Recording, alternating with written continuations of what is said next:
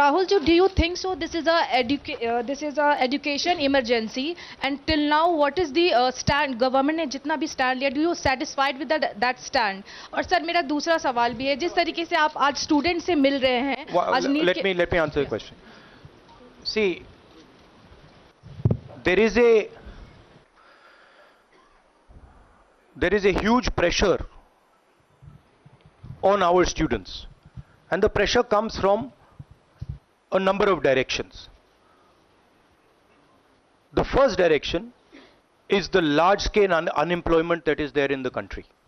Everybody understands it, everybody knows it, and one of the reasons the government suffered in this election was that all youngsters believe that Mr. Modi is incapable of solving the employment problem. So that's the first thing. Second thing is there's huge pressure because of this, and there are very few avenues for students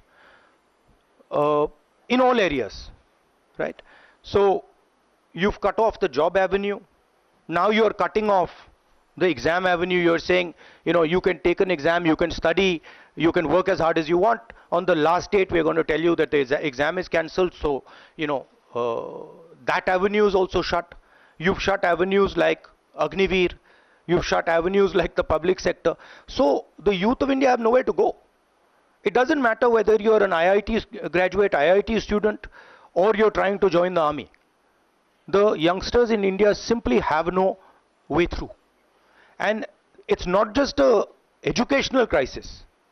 It's a crisis in pretty much every sphere that we are facing. Now, before the elections, it was very clear that there was massive control of the media, massive control of the other institutions, so people were quiet. Now people are very clear that we're sitting on a disaster, and we've got a government that is crippled, cannot do the job. It's literally walking around on one leg, right? So, yes, it's a crisis. It's a profound national crisis. It's an economic crisis. It's an educational crisis. It's an institutional crisis. So, but I don't see any response. I don't even see the capability of a response, right? So, हाँ नहीं 1 second. Bihar का भैया हमने कहा है कि inquiry होनी चाहिए, और जो भी जिन्होंने भी पेपर लीक कराया है उनके खिलाफ कार्रवाई होनी चाहिए.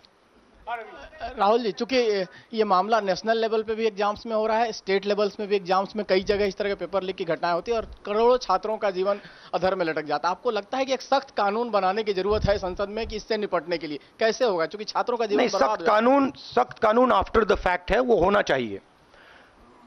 मगर अगर आप मेरिट के बेसिस पर लोगों को नहीं जॉब देंगे, अगर आप आइडियोलॉजिकल लोगों को वाइस चांसलर बनाएंगे, इनकेपेबल लोगों को वाइस चांसलर बनाएंगे, एग्जाम्स के जो स्ट्रक्चर्स हैं, एग्जाम लेने के स्ट्रक्चर्स हैं, उनमें आप आइडियोलॉजिकल लोगों को डालेंगे तो ये काम होगा. ये इसका सबसे बड़ा कारण BJP and its parent organisation ने जो कैप्चर किया है ये है. और अगर आप कल्प्रिट ढूंढना चाहते हैं तो मैं आपको बताता हूं, जिन लोगों ने हिंदुस्तान के इंस्टीट्यूशंस को डिस्ट्रॉय किया है, जो पहले ऑब्जेक्टिव हुआ करते थे, इम्पार्शियल हुआ करते थे, वो आज इम्पार्शियल नहीं है, ऑब्जेक्टिव नहीं है, आइडियोलॉजिकल बना दिए गए हैं, और मीडियोकर लोगों को इन इंस्टीट्यूशंस में बैठा दिया गया है. इसका मेन कारण यह है, और इसका आप एपिसेंटर देखिए. पूरा देश जानता है, युवाओं आप सब जानते हो कि इसका पहले एपिसेंटर मध्य प्रदेश हुआ करता था. वहां पे 40-50 लोगों की हत्या हुई थी. ये तब शुरू हुआ था. आप जानते हो कि गुजरात में, उत्तर प्रदेश में और मध्य प्रदेश में इन चीजों का एपिसेंटर है. और आप ये भी जानते हो कि बीजेपी के लोग कहते हैं कि हमारी लेबोरेटरी मध्य प्रदेश और गुजरात है. तो लेबोरेटरी से यह काम शुरू हुआ है और अब यह काम देश में फैल रहा है, और आपका इससे नुकसान हो रहा है. जब तक यह रिवर्स नहीं किया जाएगा, जब तक हिंदुस्तान के इंस्टीट्यूशंस इनके हाथों से नहीं छीने जाएंगे और इफेक्टिव, ऑनेस्ट, इम्पार्शियल लोगों के हाथ में नहीं जाएंगे, तब तक यह होता रहेगा. और मैं आपको बता रहा हूं, जब तक बीजेपी रहेगी यह बढ़ता जाएगा.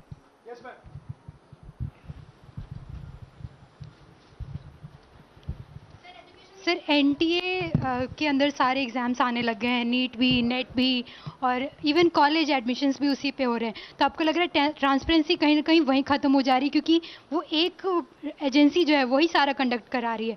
तो आपने पार्लियामेंट में इस मुद्दे को उठाने को सोचा है कि एनटीए को कहीं ख़त्म करने की ज़रूरत है या बदलाव करने की ज़रूरत है? नहीं, देखिए, अगर हिंदुस्तान में बहुत सारे ऑनेस्ट लोग हैं, बहुत सारे ऑब्जेक्टिव लोग हैं, अगर ऑब्जेक्टिव लोगों को, ऑनेस्ट लोगों को आप ये काम दोगे, पेपर लीक नहीं होगा।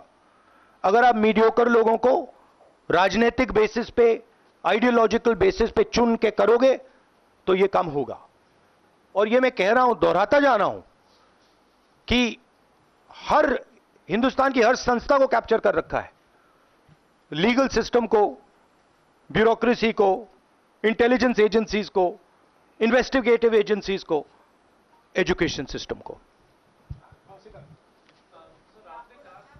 मांग रखी सरकार से, आपने अपनी मांगे रखी हैं सरकार से, लेकिन सरकार के पक्ष पहले ही सामने आ गया। एनटीए को जो एनटीए है एजेंसी, उसको क्लीन चिट एक तरीके से एचआरडी मिनिस्टर ने पहले ही दे दी है। तो सरकार का तो कहीं ना कहीं पक्ष साफ दिखाई देता है। आगे आप लोग कैसे जाएंगे इसको? उनकी क्रेडिबिलिटी इन बातों में है ही नहीं। वो क्लीन चिट दें उसका कोई मतलब ही नहीं है, उनकी जीरो क्रेडिबिलिटी है। सब लोग जानते हैं कि एपिसेंटर मध्य प्रदेश, गुजरात एंड उत्तर प्रदेश। सबसे ज्यादा मेरी यात्राओं में सबसे ज्यादा पेपर लीक की बात यहीं आई थी, उत्तर प्रदेश में आई थी, मध्य प्रदेश में आई थी।